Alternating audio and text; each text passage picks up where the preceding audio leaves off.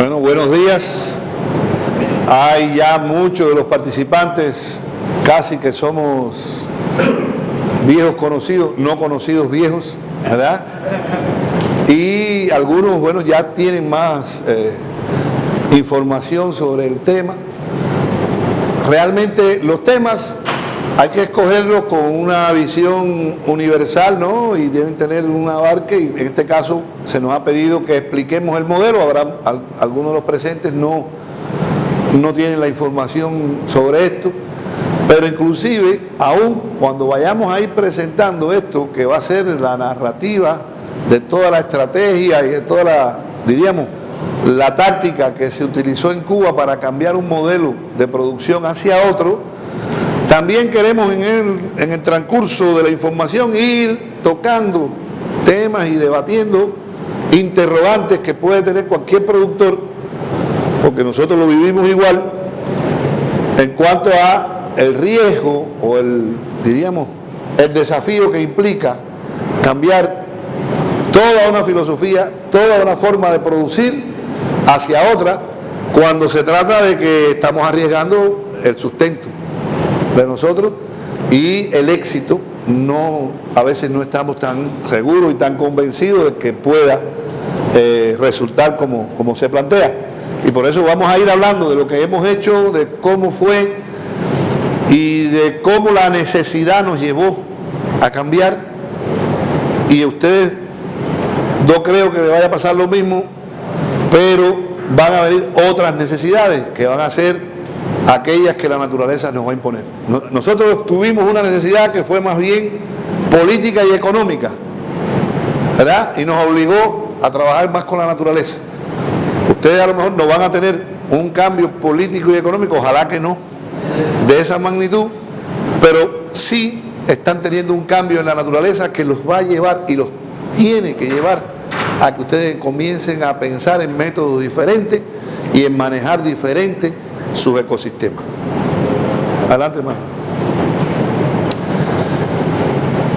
Las transformaciones ocurridas en el campo cubano durante la última década del siglo XX son ejemplos de conversión agrícola. O sea, nosotros hicimos una transformación radical y diríamos en un tiempo récord, porque fue una transformación que llevó menos de 5 años de pasar de un esquema completamente quimizado, completamente tecnificado al estilo de la Revolución Verde, a un sistema basado en las producciones con una base agroecológica, aprovechando los recursos naturales y trabajando con todos los medios que nos da esta tecnología.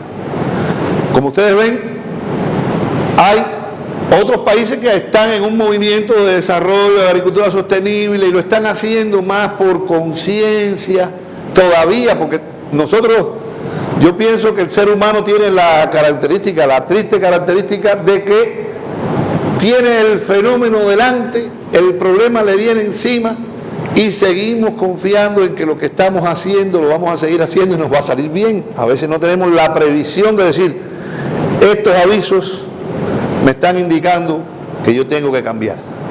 Pero somos más de tradición, más de lo que aprendimos, más de lo que sabemos, más de lo que estamos seguros, que de arriesgarnos al cambio. Es algo que la psicología lo dice, siempre nos negamos inicialmente a los cambios, porque como pensamos, nos vamos a evaluar más las consecuencias que podrían ser que las necesidades que tenemos.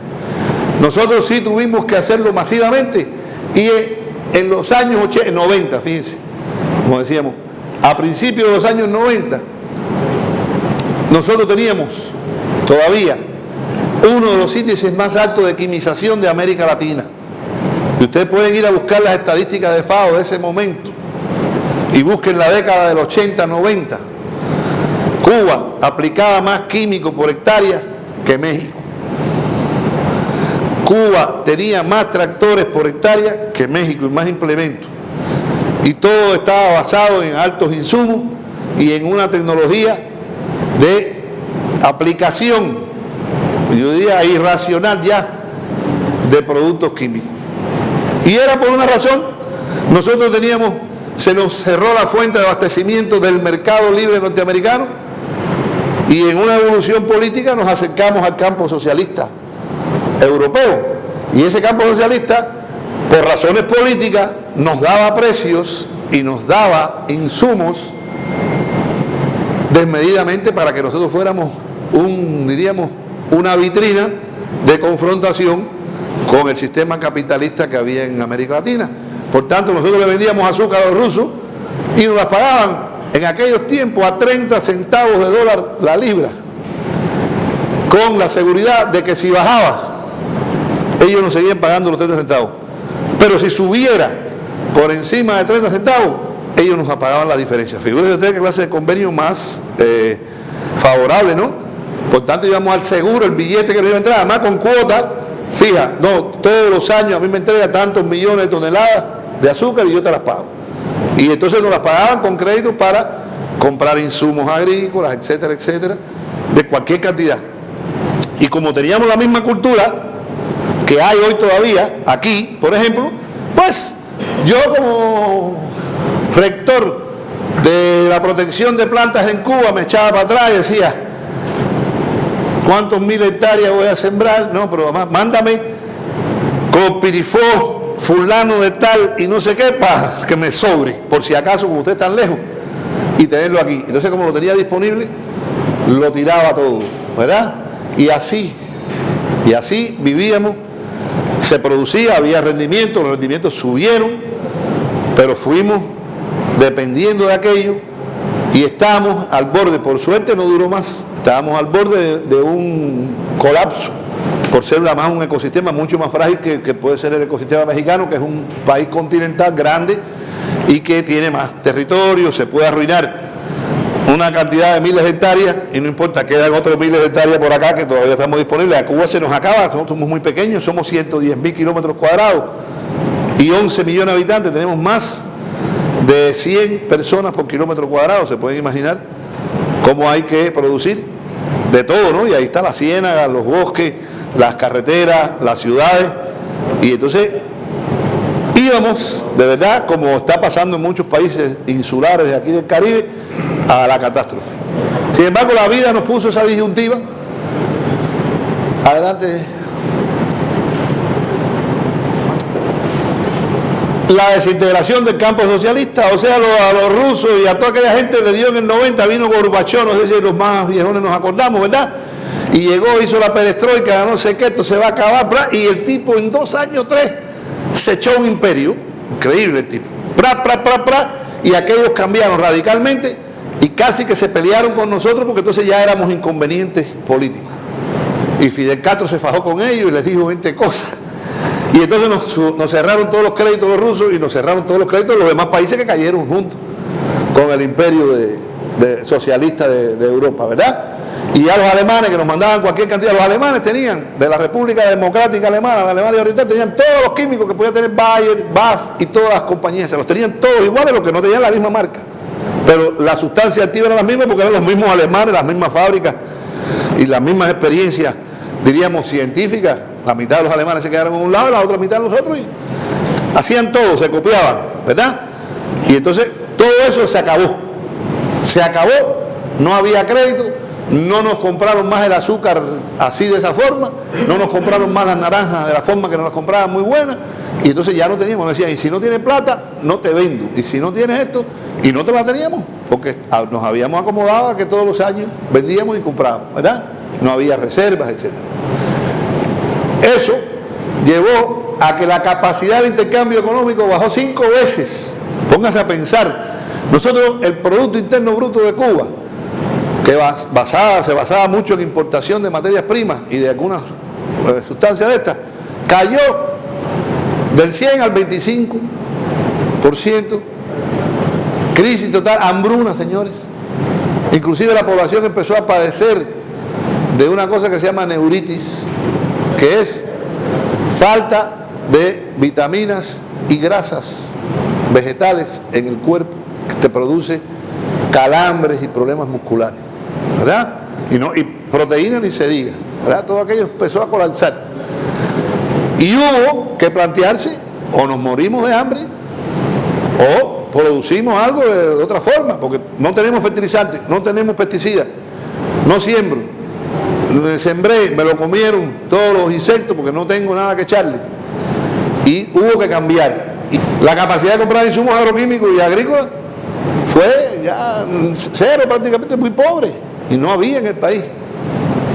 Y en aquel momento, la agricultura tradicional de pequeña escala, que todavía no estaba tan quimizada, solamente, y fue la que pudo soportar porque venía con un método que necesitaba menos, era el agricultor este pequeño, parecido al agricultor aquí, que ustedes llaman temporal, el que no tiene una alta tecnología, que siempre usa sus métodos, trabaja más con la luna, trabaja más con las temporadas, etcétera, etcétera, y ese logró mantener algunos niveles de producción, pero no estaba tampoco preparado, ni tenía la extensión ni la capacidad.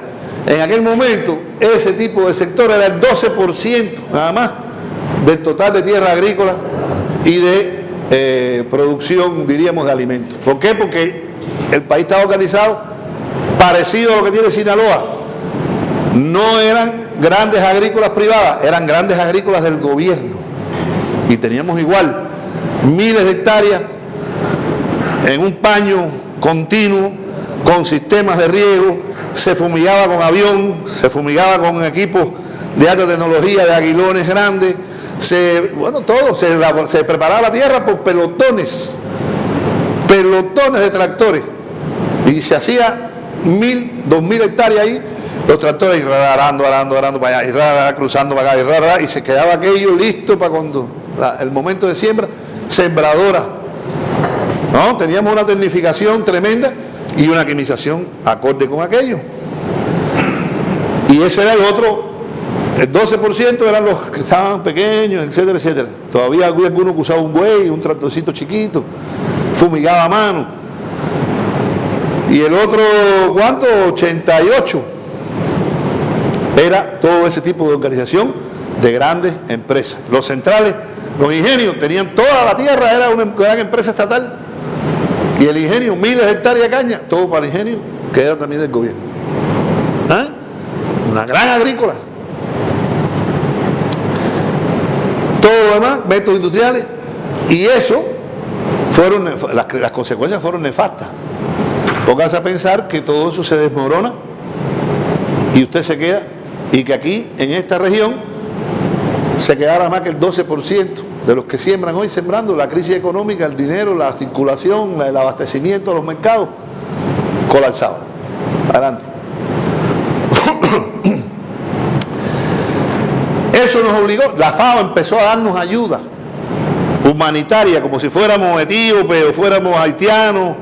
Cuba no tenía esa necesidad anteriormente y empezaron a mandarnos barcos de alimentos porque la gente se iba a morir de hambre. Pero entonces también teníamos un compromiso internacional y se planteó, ¿no?, que teníamos que hacer frente a eso porque había capacidad técnica y de respuesta había que buscarla. Y se planteó este programa nacional de acción para la nutrición, donde se pidieron algunas ayudas, se hizo capacitación y se trajeron algunas asesorías, pero al mismo tiempo el objetivo era incrementar y diversificar la producción nacional de alimentos con el doble propósito de lograr la mayor autosuficiencia alimentaria, no depender de tantas importaciones y obtener alimentos de una forma más económica y con el adecuado aporte nutricional. Pues también estamos en la disyuntiva.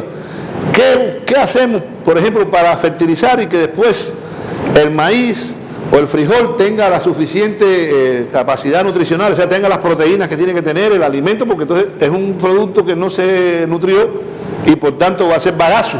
No, había que nutrirlo y había que buscar las formas. Y ahí, por suerte, había cierta cantidad de información que se había ido desarrollando en las instituciones de investigación. Estamos hablando de hace más de 25 años, 20 años atrás. Y había alguna información sobre métodos biológicos, habían instituciones que ya habían dedicado personal a hacer cosas, inclusive a veces nos reíamos de esos compañeros. Este cree que con un bicho va a controlar, aquel cree que con una bacteria va a nutrir. Dime tú, claro que tú, no, esto métele urea, métele superfosfato y olvídate de los solubilizadores de fósforo. Eso es. Y no les voy a decir que yo era de los escépticos. Y yo también miraba aquello con cierta y trabajaba la química del suelo, que era mi especialidad, con el esquema agroquímico.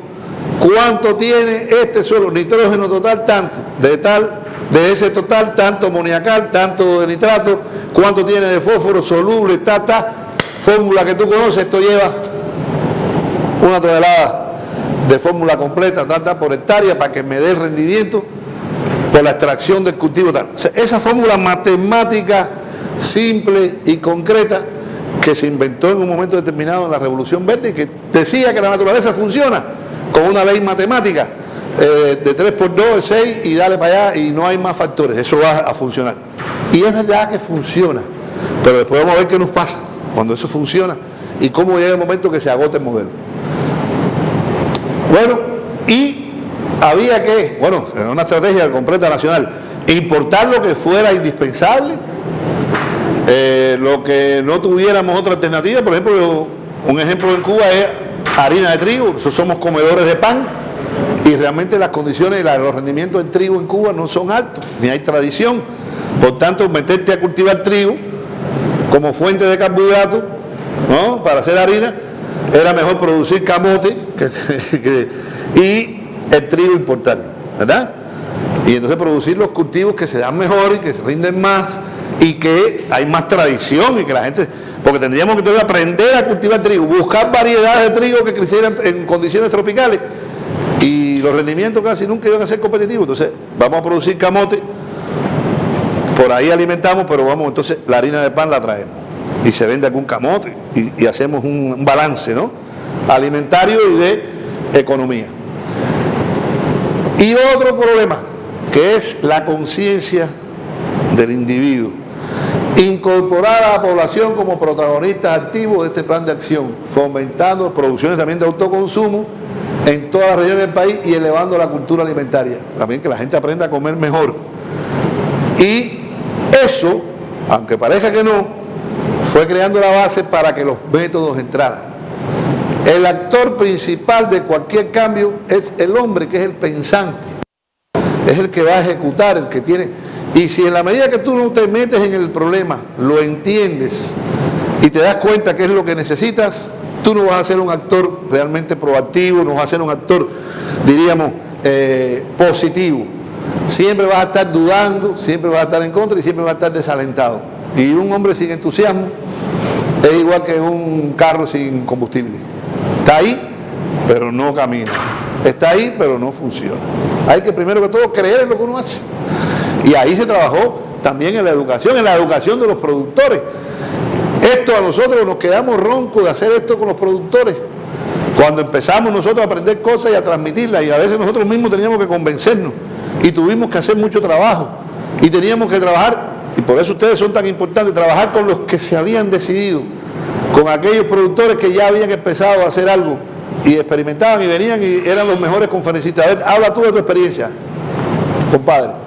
Y ese hombre se paraba ahí con sus palabras y convencía, porque decía, no, yo hice esto y ya yo no he hecho tal cosa, ahora lo que hago es esto. No, yo hago un cocimiento, hago un té con el paraíso y lo que estoy matando las plagas es con el té de paraíso, porque tengo unas cuantas plantas en mi casa y yo estoy haciendo, mire, me dio resultado, que el paraíso es primo hermano del NIN, ¿no? Y entonces la gente, todavía no teníamos NIN. Eso no había entrado en el país, nadie se había preocupado por meter NIN. Habían 3 matas en los jardines botánicos.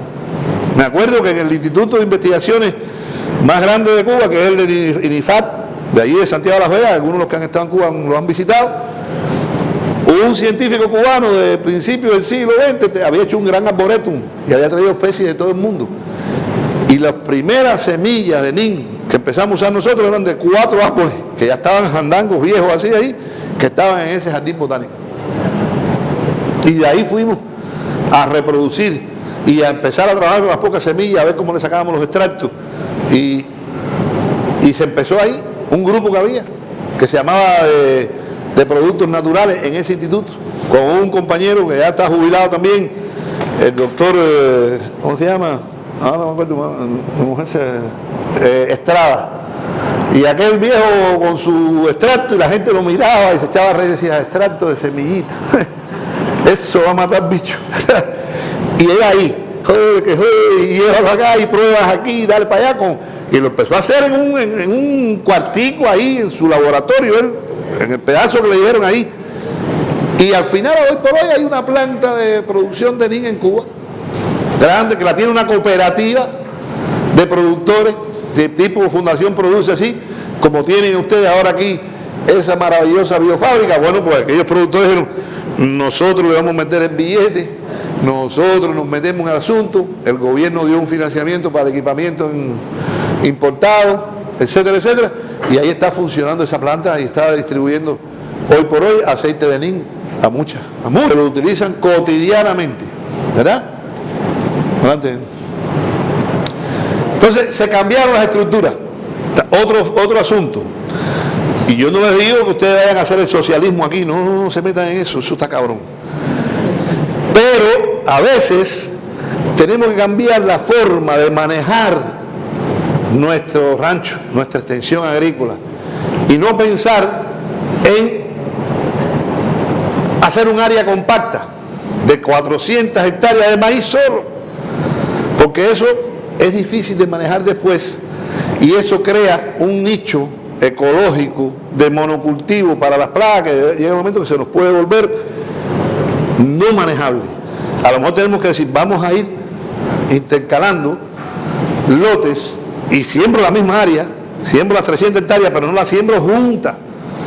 Siembro 50 aquí, le intercalo el otro cultivo acá y le voy diversificando el problema a la plaga para que ella no llegue a, oye, me sirvieron un manjar, 300 hectáreas de maíz para mí solito, yo me llamo cogollero, a gozar. Después, es difícil, pues son tantos millones de cogolleros los que se han reproducido ahí que te pueden comer a ti. O sea, allá se hizo también en la estructura, diríamos, económica. Aquellas grandes empresas, ¿qué se hicieron? Se dividieron en una especie de cooperativa de los trabajadores que pertenecían a esa empresa. Como era estatal, era de gobierno, pues se hizo una cooperativa. Al final era una reforma agraria de distribución de la tierra, pero con compromisos de producción. No te la voy a dar para que tú hagas lo que tú quieras. O sea, en Cuba la tierra el gobierno la da en usufructo gratuito, pero para que no te caiga la tentación de que tú digas, bueno, yo tengo ya un rancho, soy dueño de 50 hectáreas y las voy a vender para hacer un condominio. Es más negocio que seguir sembrando. No, te dice, yo te doy 50 hectáreas de por vida y se la puedes dejar a tus hijos mientras estés produciendo comida y seas agricultor. Como se te ocurra dejar de sembrarla, llego y te digo, dame acá, te puedes ir para el pueblo si quieres, ya tú no quieres ser más agricultor, vete para el pueblo. Pero esto se lo doy a otro, ¿me entiendes? Entonces, se dividieron esas grandes empresas que antes eran dirigidas. Ustedes no tienen idea. Yo veo aquí las agrícolas y digo, no, las agrícolas. Un puesto de mando con los tipos, los otros, los ingenieros, la computadora, el otro, 400 camionetas allí, sale para allá, dale para acá, el lote, todo era por radio o lejos, y manda para allá la avioneta. O sea, 3.000, 4.000, 5.000 hectáreas compactas de caña, de cítrico, de arroz, de cualquier cosa. Porque era la zona buena para arroz, entonces se echaba todo para arroz. Y entonces eso fue diversificándose y eso trajo de que entonces la gente sembraba arroz, pero sembraba camote, tiraba frijoles, metía ganado en el arroz cuando estaba soca allá, no sé qué, y lo tenía un tiempo, después lo movía y empezó a cambiar el ambiente también productivo y agroecológico. Y ya no llegabas y te encontrabas 3.000 hectáreas compactas, una detrás de la otra, de caña, o de maíz, o de camote, de uno ir y tener que recorrer un campo de camote en automóviles, en un jeep, porque no te lo acababas, y era camote y camote. Entonces, ¿cómo se mantenía? A base de mucho químico, porque el camote le caen una cantidad de plagas tremenda, porque es suculento. Si tú no tienes nada que echarle, muchacho, te invaden los gusanos, te invaden. Entonces, cuando empezó a cambiar, ya empezó a cambiar el asunto. Adelante. La crisis de la agricultura estatal empezó a revertirse y entonces aquello de el 12% llegó a que entonces el 25% lo tenían los agricultores pequeños y medianos y de pronto esa gente llegó a producir el 50% de los alimentos del país. En un periodo de 5 años se transformó eso y siguió el problema bajo la importación de insumos químicos, sino que se aplicó masivamente, y la inversión, que ustedes la van a ver más adelante, fue hacia el desarrollo de estas cosas. Y todo el sector campesino incrementó las producciones, y hasta la producción de carne, o sea, y se empezaron a superar las productividades y los rendimientos que habían en las épocas anteriores. Les digo, ese fue un modelo, y ahí estamos, y estamos vivos por eso. Y ya no tenemos neuritis, ya comemos, y están los mercados, en los mercados hay productos. Usted llega a Cuba, y los que hayan ido al mercado agropecuario, ven un surtido, ven que hay frijoles, y hay esto, y la gente compra allí. O sea, y eso lo producen los agricultores con sus métodos. Y hay una agricultura urbana, que vamos a hablar también, que se tuvo que hacer, y en las ciudades, en los terrenos baldíos, la gente empezó a sembrar hortalizas, y hoy por hoy usted llega en su barrio y se compra la lechuga que va a cortar ahí, porque hay una tierra, un terreno baldío que en 20 años no se va a usar, y lo tienen rentado en usufructo, etcétera, etcétera, y ahí el hombre montó, y hasta se le autorizó porque había posibilidad, y hizo un pocito para no afectar el agua del acueducto. Y entonces él está ahí, y él te vende la lechuga, que usted si quiere va y entra y le dice, córtame esta y aquella. Ahí tiene, señor. Es estos rabanitos, le preparo su mazo. Ahí tiene, señor. Y son parcelitas de cientos de metros cuadrados, pero multiplicaron y diversificaron. No le digo que aquí, desde el punto de vista de la estructura de funcionamiento económico, sea algo que pueda caminar en cualquier lugar, pero hay ciudades que están enclavadas en lugares donde podría hacerse. ¿Por qué? Porque, por ejemplo, yo viví en Uruapan. Uruapan es montañoso y es aguacatero. Ahí hay poca área para sembrar hortalizas, así como se siembra aquí en el Valle de Sinaloa. A lo mejor allí, para la ciudad de Uruapan, el método es pequeñas parcelas, en las afueras, en los suburbios, en los lugares donde todavía hay terreno disponible, con métodos orgánicos. ¿Por qué? Porque usted dentro de la ciudad no puede producir con químicos, porque intoxica a la gente. Usted se pone a fumigar con paratión y va a matar a la mitad de los muchachos que hay ahí, ¿verdad? O los va a llenar de ronchas o cualquier problema. Pero con métodos orgánicos sí, usted puede tener al lado un huerto que a usted no le importa nada, ahí no hay nada que lo intoxique. Y yo vivo aquí, y el vecino mío es el que se dedica, y yo le compro la lechuga y todo eso ahí, pues la siembra. Yo soy abogado y no me meto en la tierra, ¿verdad? Pero tengo ahí eso sano y disponible, ¿verdad? Fueron alternativas, es lo que le voy a decir, es cambiar la forma de enfocar el asunto y pensar que sí se puede producir de otra forma, que no, que esto que nos enseñaron no es lo único que existe, que sí hay alternativas. Adelante. Y este es un concepto, logrando cambios más profundos hacia una agricultura regenerativa, que aquella basada en insumos, sean químicos o no, será posible incrementar la sostenibilidad de los sistemas a más largo plazo. Yo pienso que eso es un concepto que tenemos que interiorizar y darle taller. Nosotros trabajamos, cuando somos agricultores, trabajamos en un ecosistema. O sea, nosotros no estamos administrando una fábrica donde las condiciones climáticas, de organización y de productividad están controladas y condicionadas a todo un equipamiento que tengo. O sea, yo tengo una fábrica de inyección de plástico, y mi productividad está en función de la máquina que tengo de inyección. Yo le echo por aquí plástico en bolita y me saca botellas plásticas por aquí, y tengo que tener un tipo ahí, ese tipo tiene una intensidad, como la película de Chaplin, que no la determina él, la determina la máquina. La famosa película Tiempos Modernos, que Chaplin estaba así, tiki taca taca, y ya salía para la casa haciendo así con la maquinaria, ¿no? Y haciendo así porque la máquina lo obligaba a estar en un ritmo. Eso es una fábrica. La agricultura tiene un componente que se llama naturaleza. La naturaleza está ahí, llueve, no llueve, hay más calor, menos calor. Esos son factores que a nosotros no nos es fácil, no podemos controlar. Entonces tenemos que buscar métodos que nos ayuden a interpretar eso y a poner esos fenómenos a nuestro favor, protegiéndonos de lo que pueda ser catastrófico. Es una agricultura regenerativa. Yo le digo a mis compañeros ya, hoy por hoy, ya a mí no me gusta hablar ni de agricultura orgánica, ni de sostenible, ni nada.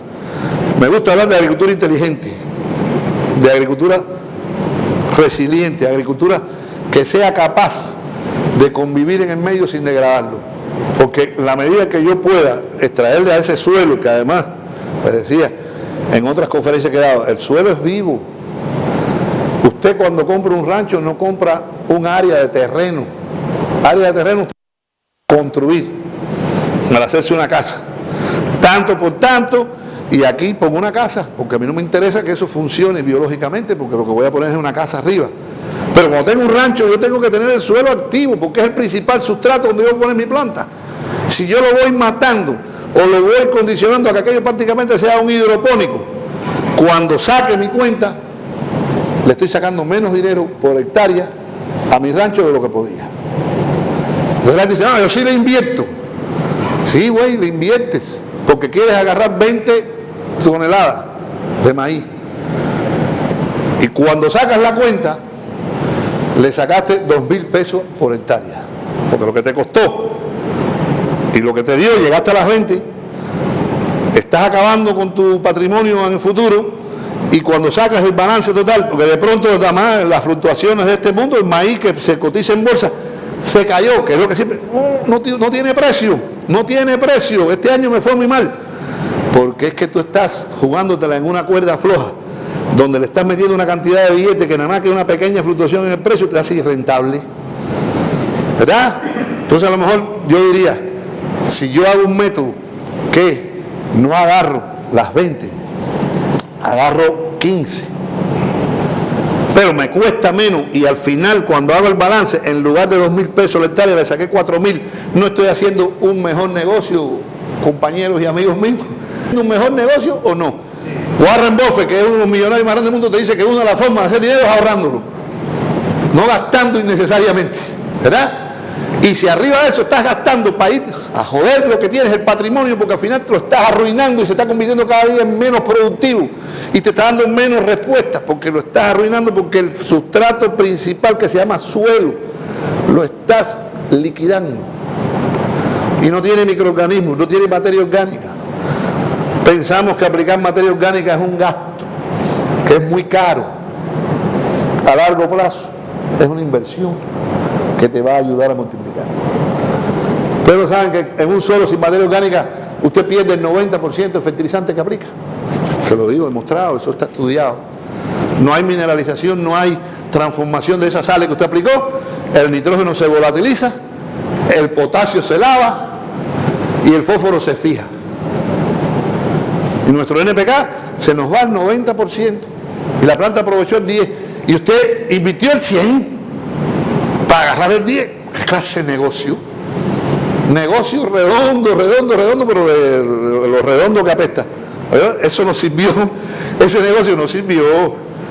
No, compadre, aplique y menos y obtenga más rendimiento de lo que se gastó, para que usted vea. Entonces, por ahí están. Otro fenómeno es integrarnos, ¿no? Lo que hablamos. Usted integra cultivos, ganado, etcétera, diferentes cultivos, y usted va a seguir sacando dinero y unidad. A veces permitimos que los compradores nos impongan, porque son de la zona y porque no es cómodo, porque ese ya viene a comprarnos a la puerta, el cultivo que yo voy a hacer nada más. Y me dicen, no, aquí lo que se vende es maíz. Todo el mundo viene a Sinaloa a comprar maíz y todo el mundo viene a comprar sorgo. Y entonces no, oye, tienes que rotar, mi hermano. Hay que pensar en el garbanzo, que también tiene algún mercado, y hay que pensar en el frijol, y hay que pensar en otros cultivos. O no, nada más que me compran tomate y siembra tomate sobre tomate y creciendo el nemato, y usted fajado con el nemato y fajado con las plagas y los hongos. ¿Por qué? Cambiaba ciclo, porque la que es plaga de un cultivo no es plaga del otro.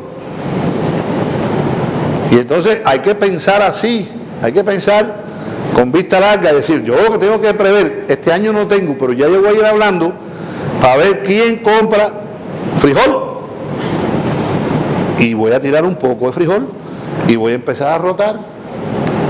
A veces inclusive yo le digo, si usted saca números, en la misma área, un cultivo intercalado le da más dinero que un monocultivo. Porque hay uno que tiene buen precio, no rinde tanto, pero tiene un precio buenísimo la tonelada. El otro rinde mucho, pero tiene precio bajo. Yo lo intercalo y compenso. Y eso le está haciendo un favor también a su suelo y a su cultivo, porque intercalado ya la plaga no tiene una sola cosa que comer y no le va a ir todo arriba a tu cultivo. Pero además hay uno que es antagonista del otro, etcétera, etcétera. Fíjese. Entonces, se llama, lo que yo digo, le llamo, ¿no? Agricultura inteligente. No nos dejemos llevar por la tradición y por lo único que sabemos. Vamos a buscar, tenemos información, todo cambio lleva un riesgo, pero podemos ir tanteando. No tiene que ser algo brusco, no tengo que transformarme de la noche a la mañana, ¿no? Puedo ir haciéndolo poco a poco y podemos ir cambiando, ¿Cuántos aquí cuando era joven eran mujeriegos y ya no? Se fueron dando cuenta que era más dedicarse a los hijos y a los nietos, ¿verdad? Y antes no, era pura rumba y ahora cambiaron poco a poco, reflexionando, interiorizando y con la presión de la mujer que le formaba una bronca del carajo, pero bueno, ahí fueron, ¿verdad? Pues cometieron el error de casarse y ya ahí tuvieron que cambiar, ¿verdad? Y no, por aquí tengo un amigo que anda en víspera de casarse, no lo veo, está preocupado con eso, tiene que cambiar de vida. No voy a decir quién es. Bueno, seguimos.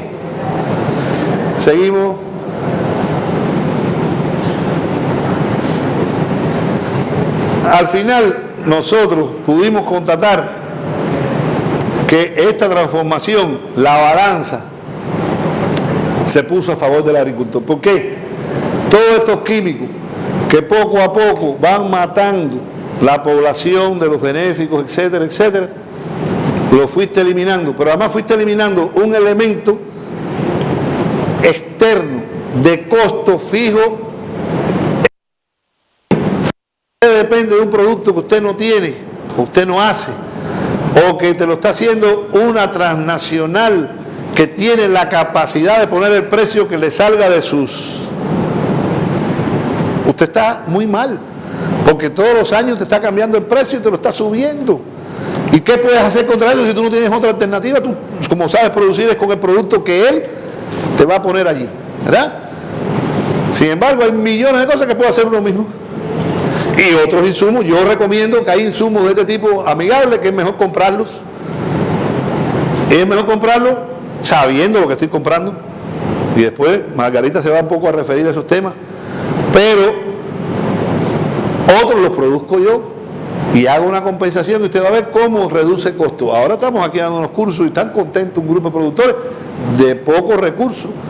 Están haciendo sus compostas líquidas, están haciendo sus compostas sólidas. Entonces ya aquel tabú de que la composta es cara y figura que tengo que traer 10 camiones de composta, traerlos para acá, me lo están cobrando porque hay un oportunista que entonces te vende la tonelada de composta carísima, ¿no? Mucho más cara de lo que le cuesta para fabricarla, porque él tiene la materia prima y porque tiene la composta, etcétera. Tú te quitaste ese problema, no tienes que comprarla toda, porque hay una parte de ella que la hago yo, o no compro ninguna porque la hago con mis residuos de cosecha. Pero les voy a decir, la mejor materia orgánica que usted le puede poner al suelo es la que se genera allí mismo. O sea, ese residuo que sale de allí, esa es la mejor materia orgánica porque está reciclando sus propios nutrientes y sus propias propiedades. Y es muy compatible, son materias orgánicas que se van a incorporar porque parece que no, pero en la naturaleza hay unos códigos bioquímicos y químicos de identificación en los ecosistemas. Y lo que no es de ahí puede que llegue y no sea tan compatible, porque no está identificado. Sin embargo, si es de ahí, se va a incorporar rápidamente. Muchos me dicen, eso es un fracaso. Yo dejo el rastreo del maíz y vengo a los 2 años y le doy la patada a la misma caña que dejé ahí porque no se ha descompuesto. Claro, porque usted quiso que se descompusiera en un suelo muerto, en un suelo donde no había microorganismos. Usted lo que hizo fue tirar paja encima de este piso. Yo ahora vengo con una paca de paja y lo pongo aquí, y vengo el año que viene y ahí está. Porque es una celulosa que parece un plástico, no se descompone sola. Pero si aquí hubiera suelo y microorganismos y yo lo incorporo, los microorganismos le van arriba y la hacen polvo, la hacen humus. Y las lombrices. Yo bromeo con mis amigos agricultores, le digo, te pago la chela. Por cada lombriz que encontremos en tu rancho, una chela que te pago. Y si no, tú me la pagas a mí. Y casi siempre soy yo el que salgo borracho porque no hay lombrices. A ver, ¿dónde está? Vamos, no hay ni una, yo no tengo que pagar, me las pagas tú a mí. Porque no hay. Y la lombriz es un animal que la naturaleza lo puso ahí, tiene una función. Y todos lo sabemos. Pero ya no olvidamos ese tema. Porque no me es posible, pues obviamente con la tecnología que tengo, no puedo cuidar las lombrices. Si no tengo ni materia orgánica y lo que meto son químicos, si queda alguna, hace como los balseros cubanos. Se monta y sale echando para otro lugar porque... Sí, ¿qué voy a hacer yo aquí si aquí me la están poniendo difícil? Me voy de aquí, puro químico, pura rastra, puro arado, puro sol, y no, yo tengo que estar tranquila y húmeda. Si no es así, me voy para la playa, entonces se van para la orilla del canal. Vas al canal y están ahí. Mira aquí, en el fanguito, ahí están frescas, con poco hierba que hay ahí, comiéndose la materia orgánica que hay ahí. Esa es la historia, señores. Es pensar, y nosotros lo hicimos, y se lo hizo un país. O sea, que no es una utopía, se puede hacer. Se puede hacer, lo que bueno es que ir adecuando y cada cual con su ritmo, con sus posibilidades. Esos peligros de la quimización, la insectoresistencia cada día, yo pienso que a muchos, ustedes a lo mejor pensaban que eso era mentira y ya hoy lo están viendo. ¿Cómo ustedes aplican contra una plaga una dosis de un producto y aquello sigue? Y no rompiste ciclo, mataste una cantidad de individuos, los viste caer. Entonces, ¿cómo es posible que a la semana esto esté otra vez cundido? Empezamos a decir que viene del vecino y que no es que viene del vecino porque es que como todo el mundo hace lo mismo, nadie logra eliminarlo y efectivamente las poblaciones que quedan se reproducen de nuevo con resistencia. Y cuando le aplicas de nuevo, ya el tipo hace gárgara, se pone medio en nota, pero sigue ahí comiendo porque no se muere. No se muere. Y va pasando el tiempo y hay regiones donde el pulgón ha acabado con el cultivo, o sea, ya no se puede sembrar porque no hay forma de controlarlo.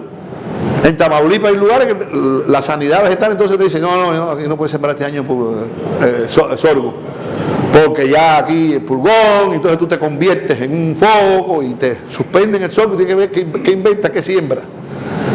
Y aquí en la laguna también pasó.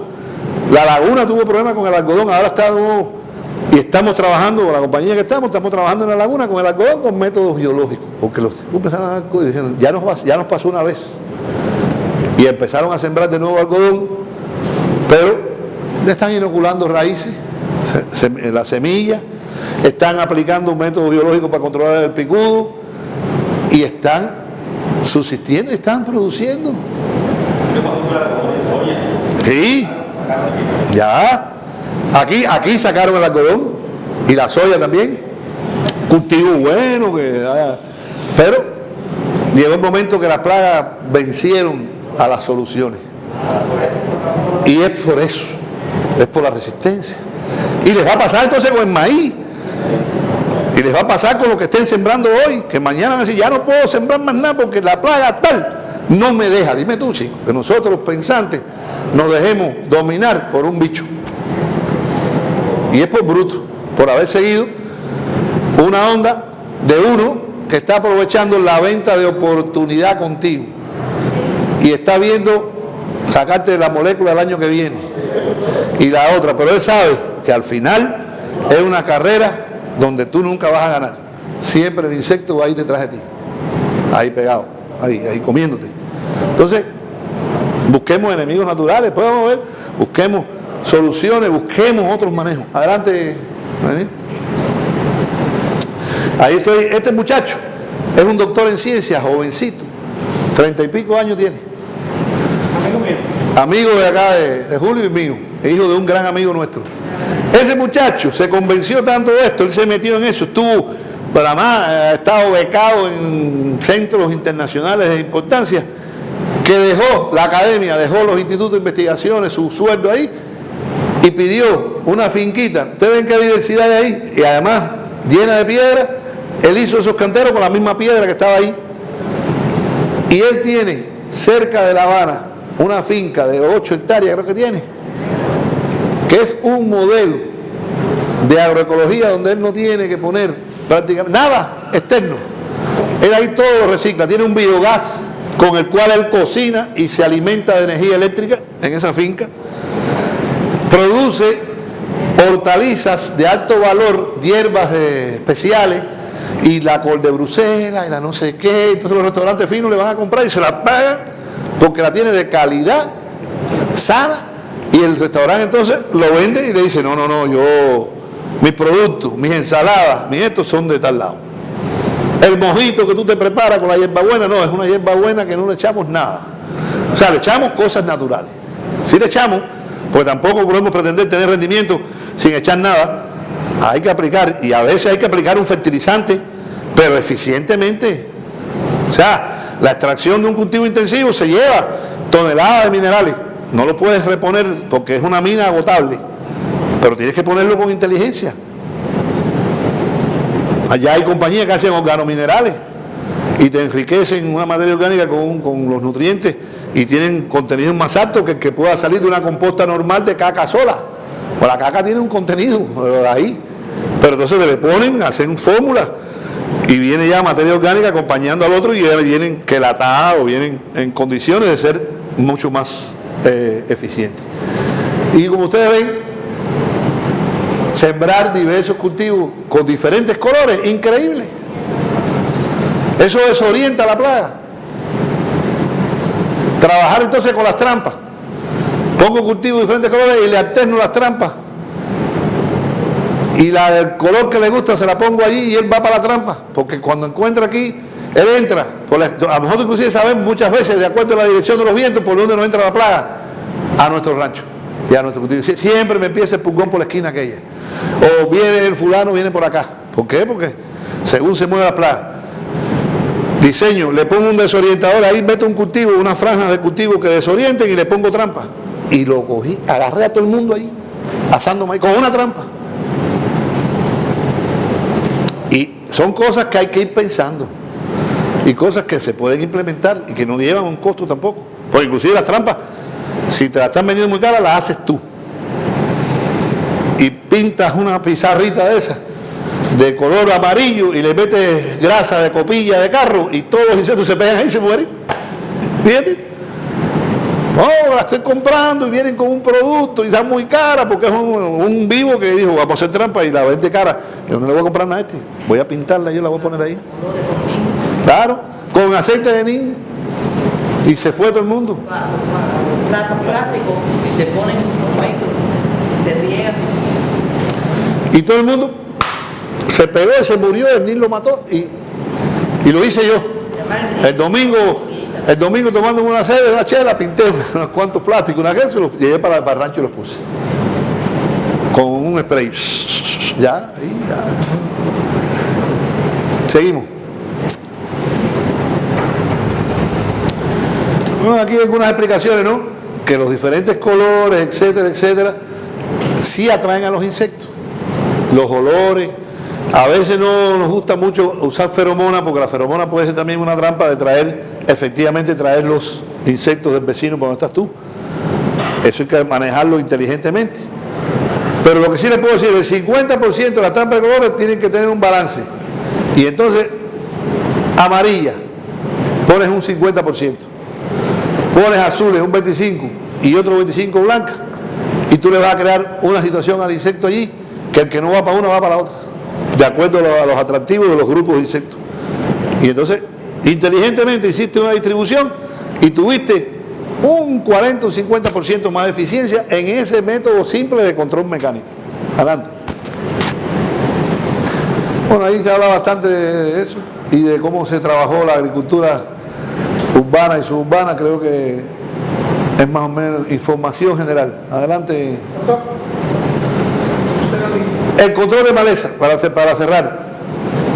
El control de maleza tenemos que hacerlo de acuerdo al método que podamos implementar más inteligentemente. A veces hay maleza que la podemos controlar mecánicamente, tenemos el equipamiento, el implemento y pasamos, escaldamos y lo que tenemos que hacerlo a tiempo antes que semille y la estamos hasta incorporando, ¿verdad?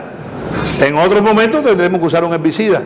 Tenemos que usar el herbicida que nos diga o el que nosotros creamos que nos va a convenir más pensando en nuestro suelo. Porque hay herbicidas de moda. Y entonces llegan y te ponen que el glifosato es lo máximo, ¿verdad? Pero hay otros. Si lo que tengo yo me predomina es una hoja ancha que con un insecticida de menos residualidad, un herbicida, ¿por qué tengo que irme? Porque el glifosato, que siquichiqui, porque me lo viene a vender uno, a metérmelo en la cabeza. Yo voy a usar el que más me convenga. Y si lo tengo que usar, y si no lo logro, lo resuelvo con otro método. Porque lo que tengo que pensar es que si yo resuelvo el problema de la mala hierba, echando a perder otro problema que me va a repercutir más, no debo hacerlo. Pensando, previendo. No debo hacer porque estoy matando todos los microorganismos. Esto es muy bravo. Y entonces después mi suelo está muerto. Y después voy a tener entonces que comprar productos para inocular. O producir sin ellos. Y entonces me voy a hacer menos eficiente la fertilización mineral. Y se los digo, 10% es lo que se aprovecha de los fertilizantes minerales en un suelo de esos a los que son los que más abundan, con menos de 1% de materia orgánica y sin flora, sin microorganismos benéficos ninguno. Es menos, están botando el 90% de lo que aplican. Investigado en diferentes tipos de suelo, en diferentes climas, porque los microorganismos tienen un papel en la mineralización y en la puesta en disposición a la planta de todos los minerales que usted aplique o que estén en el suelo. Y sin ello la planta no lo logra hacer, porque la planta sola, fíjense, es un problema física, cualquiera aquí que sabe, la raíz tiene un contenido de agua adentro y una presión osmótica y una cantidad de sales. Está afuera una sal en una alta intensidad, cruda así, totalmente sal. Hablemos, cloruro de potasio, nitrato de amonio, ¿verdad? Son sales. Llegó la raíz, ella no puede absorber porque afuera hay más sal que adentro. Y entonces, en lugar de que la humedad de afuera permita que entre la sal adentro, se va la humedad de la raíz para afuera, para la sal. Y entonces, en lugar de alimentarse, se deseca la punta de esa raíz, señores. Sencillo. Sin embargo, si llega un microorganismo, los microorganismos emiten enseguida ácidos.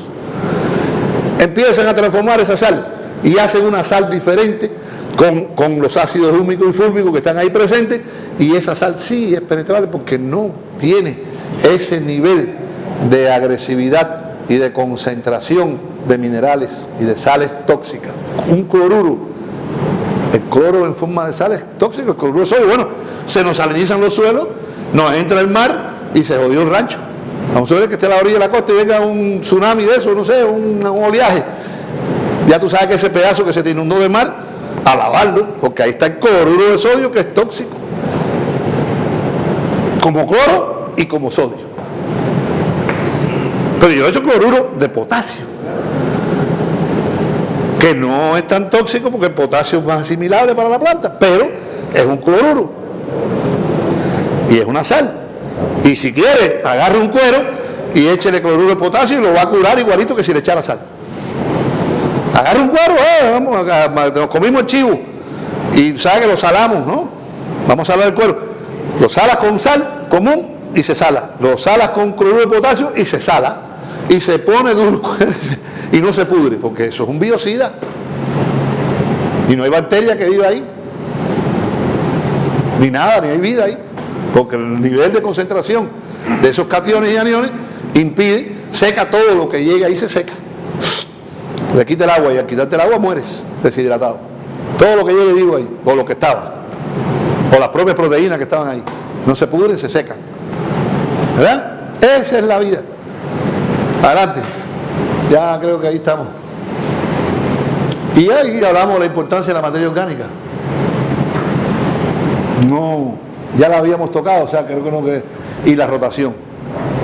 Adelante. Ya. Ya, el último conceptico es este. Lo que yo les decía, piensen en el asunto, porque es muy difícil que los productores utilicen estos métodos si no se familiarizan con sus características, con la forma en que funcionan las soluciones biológicas y ecológicas, que no pueden ser iguales que una química de un efecto inmediato, ¿verdad? Total, pero a corto plazo. O sea, son efectos, es como a veces utilizamos algunos tipos de hormonas y le damos un golpe a la planta, pero es un golpe de 24 o 48 horas por una respuesta, pero ya esa no continúa, ya esa hormona se degradó, una hormona artificial, no sé qué, y la planta, si no le vuelves a aplicar, o sea, estás dependiendo, es como si fueras un drogadicto, tienes que estar siempre inyectado para funcionar. No, tú puedes funcionar normal. Es lo mismo. Si usted no entiende los procesos y le confían y se capacitan, y creo que es uno de los sentidos de estas reuniones, ¿no?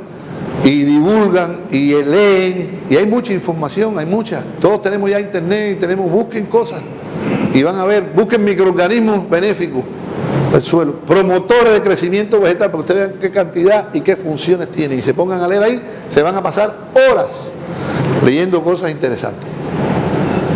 Es lo que les propongo.